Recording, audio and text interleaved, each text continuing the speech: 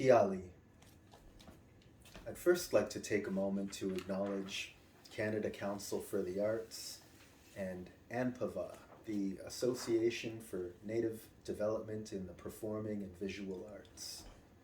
I'd also like to acknowledge both of them for their decision to include the traditions from the south of Turtle Island.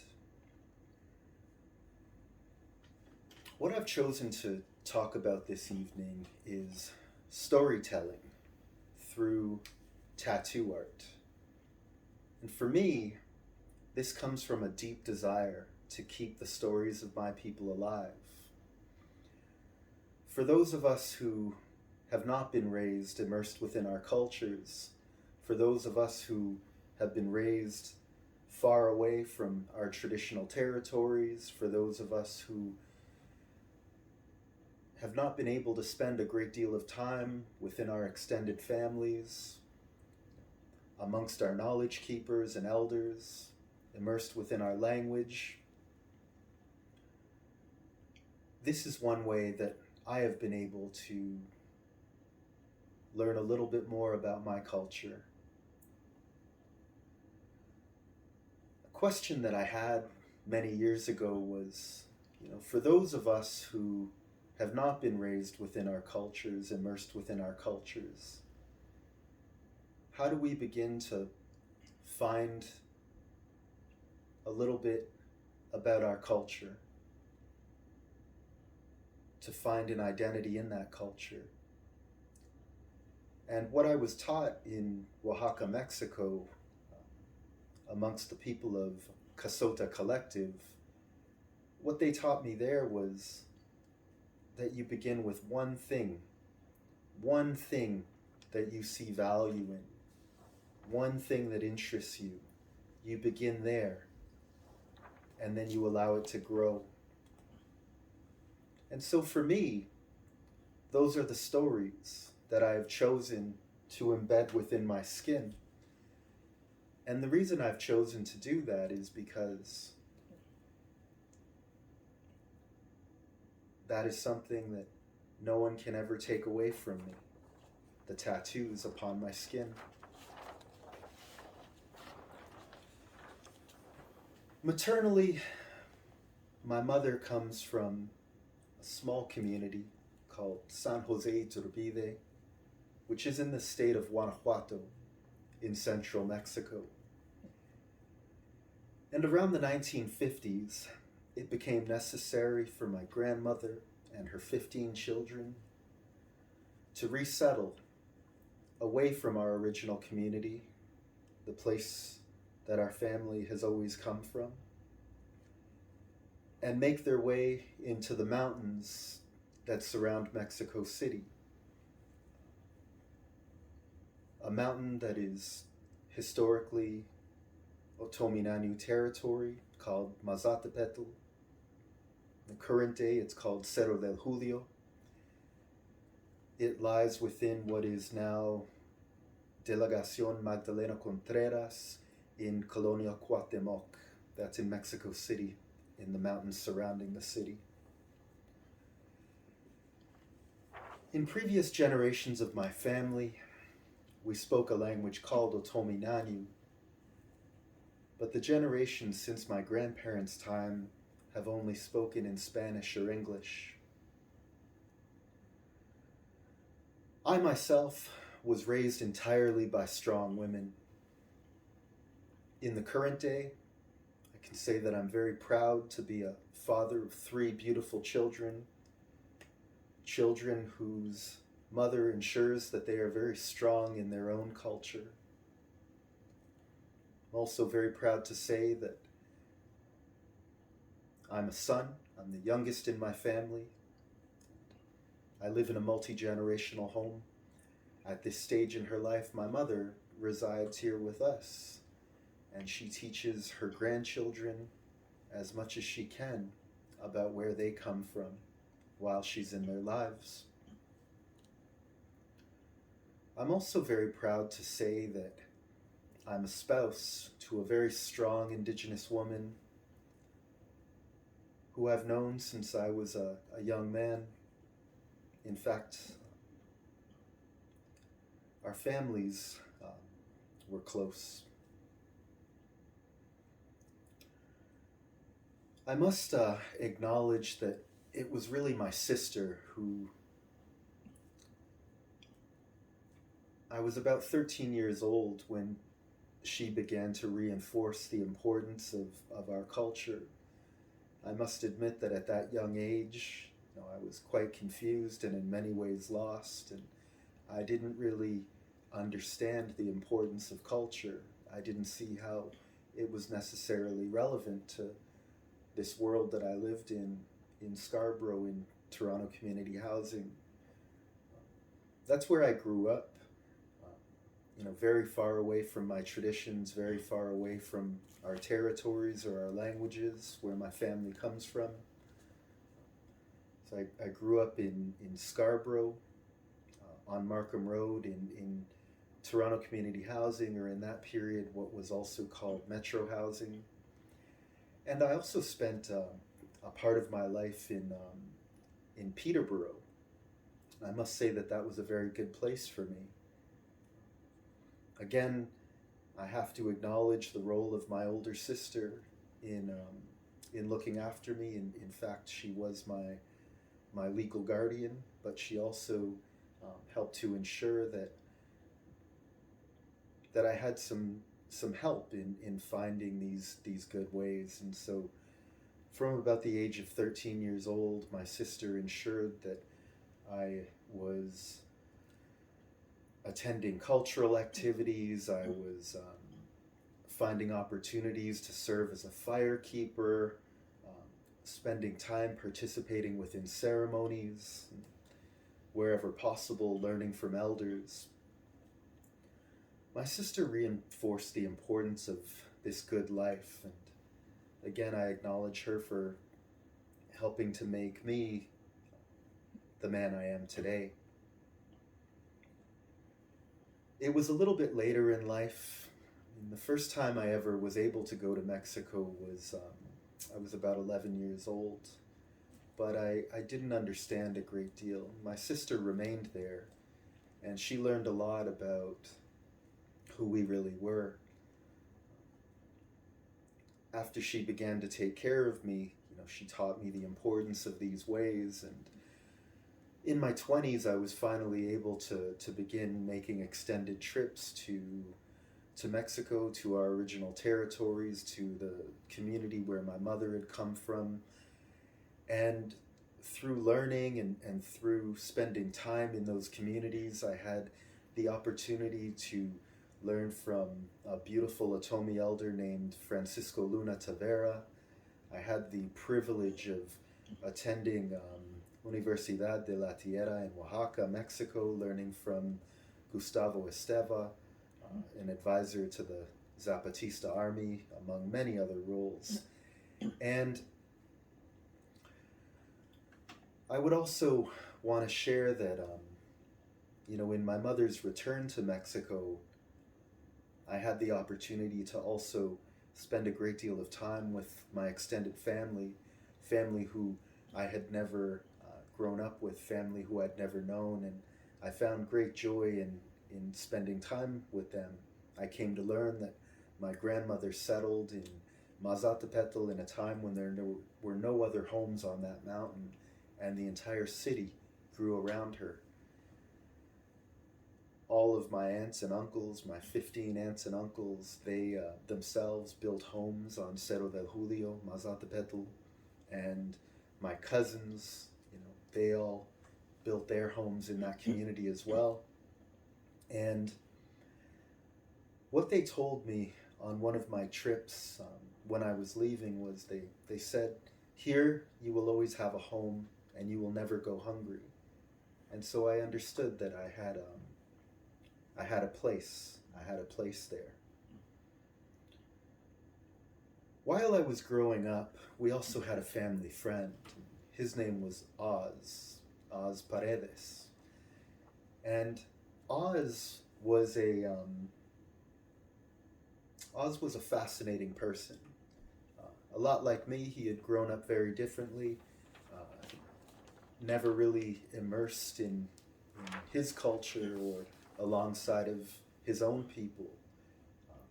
Quite often, just like me, the people around him, they didn't look anything like him. But over the course of his life, Oz had learned a little bit about the traditional knowledge of the South. And he also is a tattoo artist. And over the course of a lifetime, Oz has helped with my learning and has provided me with these many tattoos that cover my body. And over that lifetime together, we've also formed a very strong friendship. All of my tattoos come from Oz. What all of these tattoos have in common is that they each represent a story. The story that I would like to share today is this story. Embedded in tattoo art on my left arm. This image here represents the birth of Huitzilopochtli. I would share that what all of these tattoos have in common is that they each tell a story. Huitzilopochtli is the hummingbird of the South. Huitzilopochtli is a deity that Mexicans pay great honor to. This is the story of Huitzilopochtli's origin, the beginning of Huitzilopochtli. So it was said that a long time ago, in a place called Coatepec, which is near present-day Tula, Coatlicue means serpent skirt. Coatlicue is the mother of the Sensonhuitznawa. Very seasoned warriors. And Coatlicue would perform penances at Coatepec. And in this time, she was sweeping. And while she was performing her penances, while she was sweeping, a ball of feathers descended down upon her.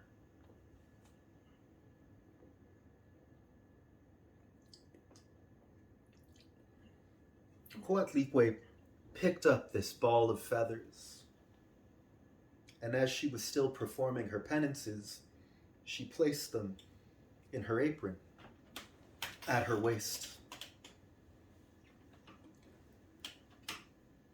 And when she had completed her work, she went to look at this beautiful ball of feathers, but she realized that they were gone. But what she did see was that she was now with child. She had become pregnant.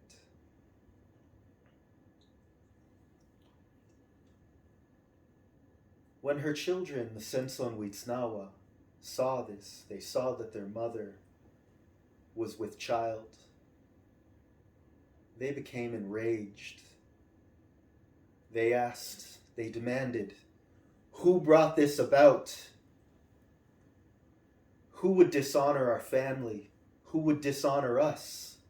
Who would bring shame like this upon our family? But Coatlicue could not explain how she had become pregnant. Coilshauki, the eldest sister, she said to her eldest brothers, our mother has dishonored us. For this shame, all we can do is kill her. She is the cause of what is within her womb. And when Coatlicue, the mother, learned of this, she became very afraid of the Sensonhuitznawa, her children. She became very sad. But from within her womb came a comforting voice. It was the voice of Huitzilopochtli, her unborn child. And Huitzilopochtli, in a comforting voice, said to his mother, "Mother, have no fear, for I will protect you, for I know what I must do." And upon hearing these words, Coatlicue felt great comfort. She felt comfort from the words of her unborn child, Huitzilopochtli. And upon learning this, the Sensonhuitznawa became further enraged, and they were incited to war. The anger of the eldest brothers had been most aroused, and together they determined that they would kill their mother. And so they armed themselves, all of the Sensonhuitznawa, all of her children. They armed themselves, adorned themselves in their regalia of war. They twisted their hair in the traditional manner of warfare and wound it around their heads. The Sensonhuitznawa, these are very seasoned warriors. Huehuetelicue served as the intermediary, communicating on behalf of both sides in the conflict. Whatever the Sensonhuitznawa said, Huehuetelicue brought that to Huitzilopochtli, and whatever Huitzilopochtli said, Huehuetelicue brought to the Sensonhuitznawa. In this way, the messages were delivered. Huitzilopochtli said to Huehuetelicue, "I want you to pay careful attention, my dear uncle. Listen to me very carefully. I know what I must do." Upon hearing this message, the Sensonhuitznawa expressed their ultimate determination, and they came of one mind in their deliberations. They would kill their mother. They would slay her. And they adorned themselves in their war regalia. They wore nettles around their neck. They wore shakers around their calves. These bells are called Oyo Hueali. They also notched their arrows for warfare. They formed themselves in rows in the order of their warfare, and they marched. As they marched, they wielded their weapons of war, and Coilshauki, the eldest sister, was at the front.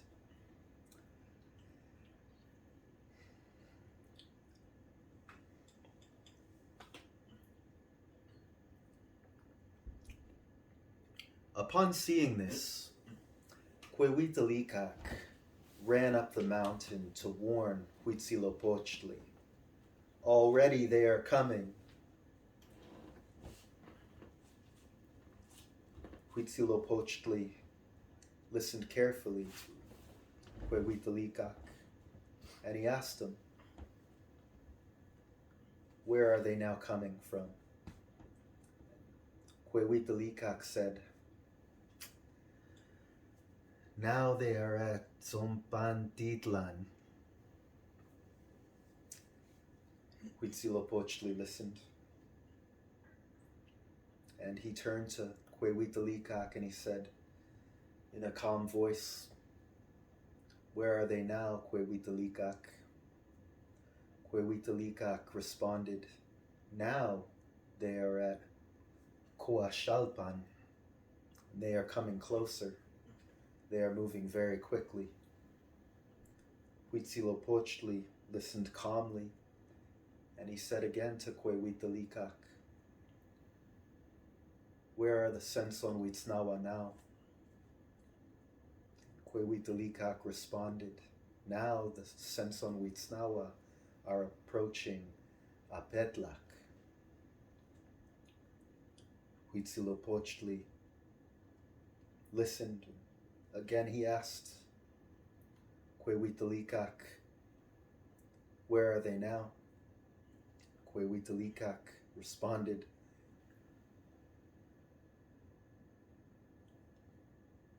they are at the slope of this mountain. Huitzilopochtli remained calmed,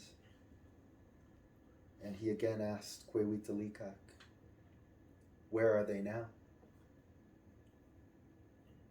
With anxiousness, Quehuitlicac responded, they are scaling the heights of this mountain. They are ascending the mountain now. And Coilshauki is the one who is leading them. And in this moment, Huitzilopochtli was born. He was born fully adorned in armor, carrying a shield and the Xicoatl, the fire serpent, in his hand. His face was painted in war paint with diagonal stripes across his face. His head was adorned in feathers, as was his left foot, and across his arms and his legs there were blue stripes of mineral earth. And in this moment, Huitzilopochtli attacked with great ferocity. And he first attacked the lead, Coilshauki, the eldest sister, and he pierced her, and then he took off her head. Coilshauki's head rolled, and it came to a stop at the top of Coatepetl. Her body came crashing down the slope, and as it fell, it broke into several pieces, with her arms and her legs landing in various places. And afterwards, Huitzilopochtli arose, and he plunged at the Sensonhuitznawe. He scattered them from the top of Coatepetl. It is said that he chased them around the mountain 4 times. And as he chased them, they cried. They begged for mercy. But Huitzilopochtli had no mercy to show them. They struck their shields. They cried in vain. But there was nothing else that they could do. They could do nothing. Huitzilopochtli unleashed himself upon all of them, and he did so without any mercy.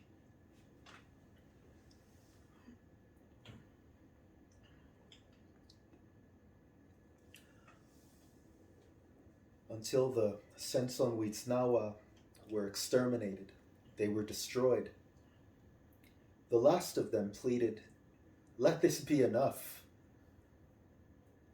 But Huitzilopochtli hung on to all of those that he had captured. But he was not content with this. He was not satisfied with just this. And without any fear, he continued to attack them. Some of them attempted to flee. Some of them were able to flee. They went to the south. But very few of the Sensonhuitznawa were able to escape.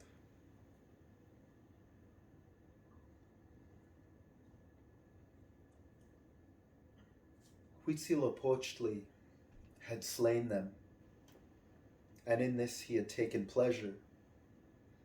He took their adornments from them. He took their weapons from them. He also took them as his due. something like taking insignia as his due. And so for this reason, Huitzilopochtli is also considered to be an omen of evil. This is because he came only from the fall of a beautiful ball of feathers. No one ever appeared as his father. To this day, Mexicans respect Huitzilopochtli. They pay tribute to him through offerings. They honor him. In fact, they exert themselves for Huitzilopochtli. They place their trust in Huitzilopochtli. And so this understanding comes from that place, from Coatepec, as was done and as has always been done, as these stories have been shared. That is enough. So again, I would want to acknowledge that just as this tattoo represents the birth of Huitzilopochtli, these other tattoos can tell the story of creation or represent the story of Quetzalcoatl, or the story of the migration, a 200-year journey that was in fact guided by a prophecy from Huitzilopochtli, that after a long journey, the Mexica people would ultimately find their place and build Tenochtitlan, where an eagle would be seen perched upon a cactus. There they would build a great city. That city is current-day Mexico City.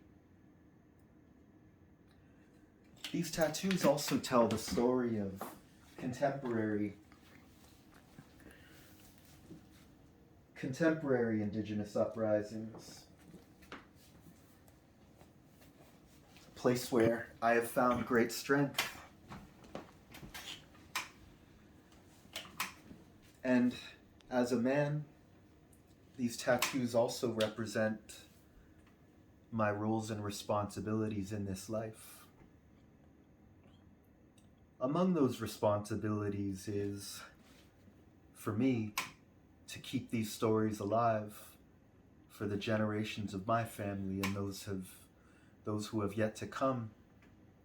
Again, for those of us who live far away from our territories, away from our elders and knowledge keepers, away from our extended families. How do we learn a little bit about our culture?